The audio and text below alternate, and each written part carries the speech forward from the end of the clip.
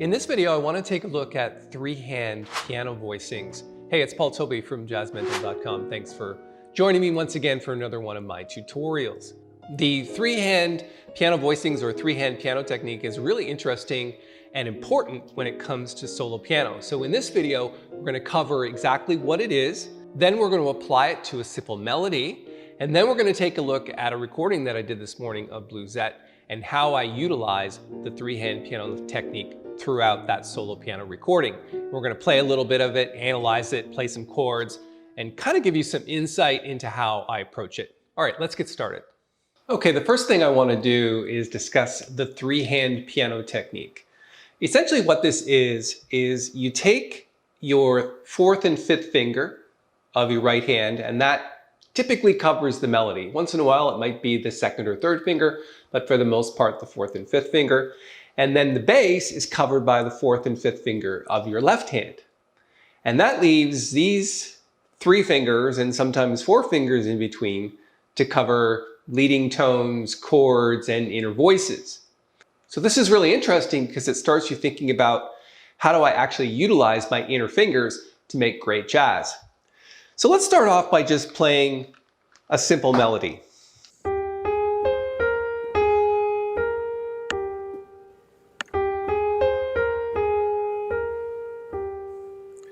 And we're just going to do like 2-5-1.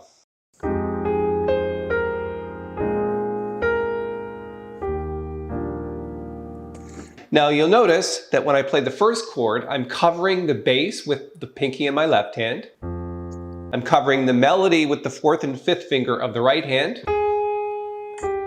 Actually, we're starting with the third finger. So both hands together.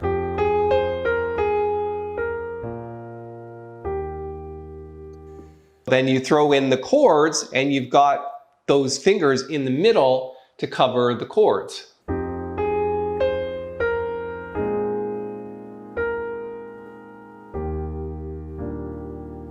And sometimes you play the melody and the bass note first and then fill in the chord. So.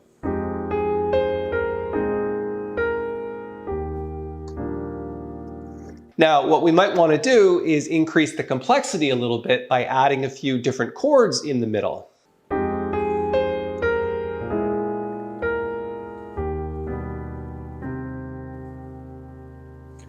So what we did there was we went from F minor 7 to a B flat 7, flat 9, 13 chord.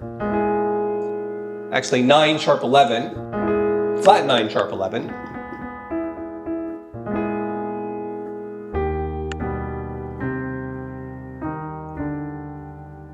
In the inner voices, we plunked down the E flat first and then went to the sharp 5. Okay? Or something like that. So you can see that those inner fingers really help to fill out the chords and do inner voices and other important guide tones. Okay, so what we're going to do now is let's take a look at a recent recording that I did of Bluesette. And we're going to analyze it bar by bar just to kind of see in a solo piano context, how did we actually utilize the three-hand piano technique? What I want you to notice is what I'm doing with my hands, and I'm going to discuss bit by bit exactly what's happening here. So let's play a little bit of it.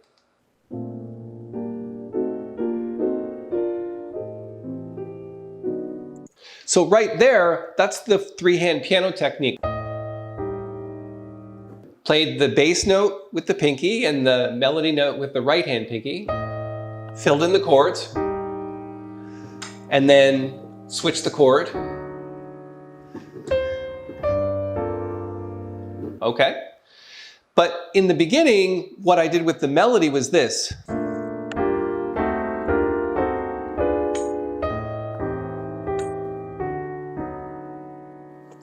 Now, that is 6th diminished scale. So we've got a B flat 6 chord here, to a B flat 6, to A diminished 7th, B flat 6, to C diminished 7th, to B flat 6, to A half diminished 7th.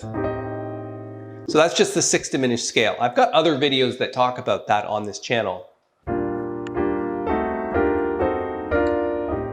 And in both cases, what I'm doing is covering the melody note with both the left hand and the right hand. It's surrounding the chord itself, like this.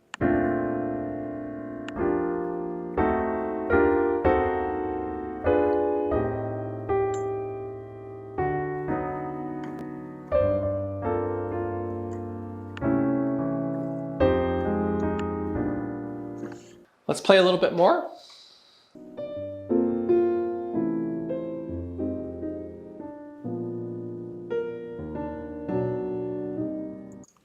So right there we got to the E flat major 7th chord and we just played the sharp 5.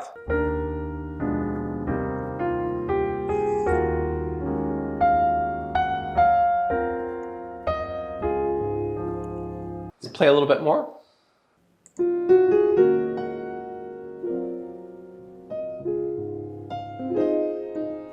So often what you'll notice is in this three-handed piano technique, the left hand plunks down the bass note and then arpeggiates using those inner fingers.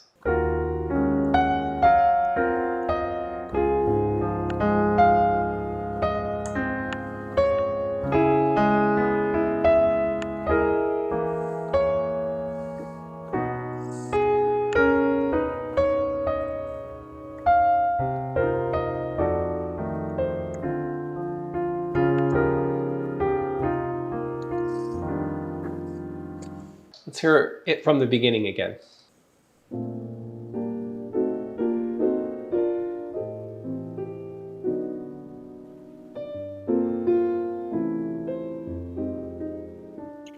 So you might think that those chords are a little dissonant, but I kind of liked them. So when we got to here,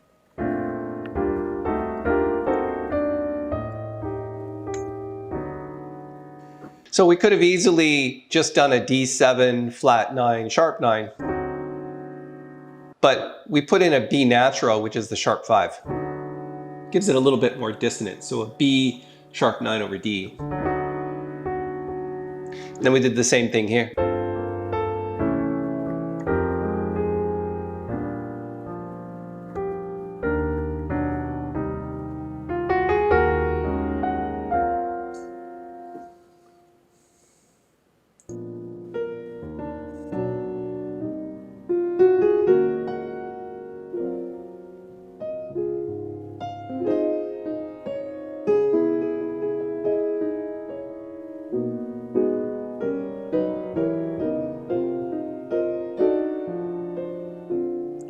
So there's a situation where the left hand bass notes are going down like this, and the right hand is going up like this.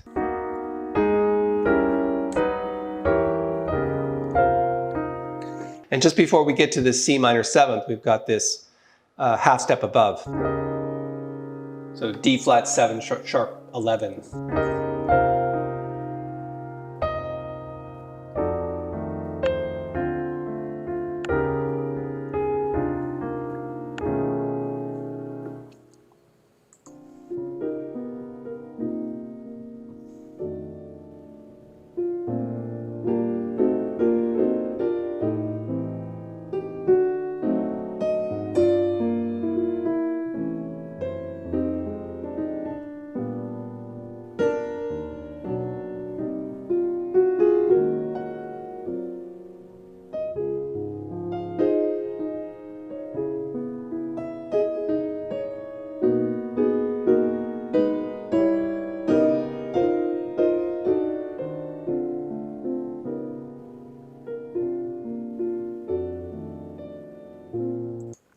So from D minor,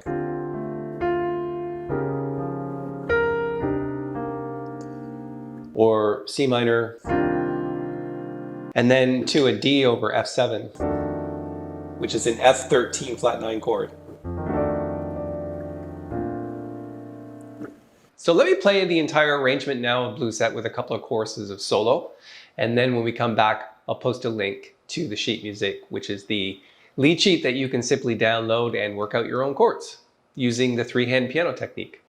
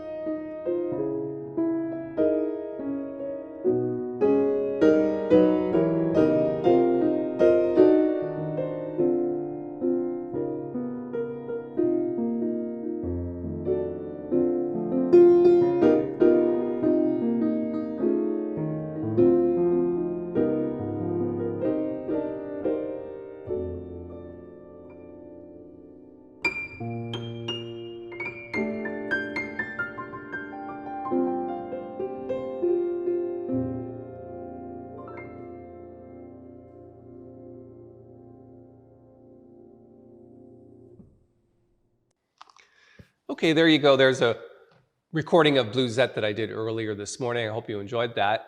And you could tell where the three-hand piano techniques were being utilized pretty much throughout the entire recording. I'm going to post a link to the lead sheet up here in the corner. You can absolutely go and download that and try to figure out your own inner voices and using the three-hand piano technique on your own. If you have any questions about it, you can certainly ask in the comments below, and I'll be sure to get back to you.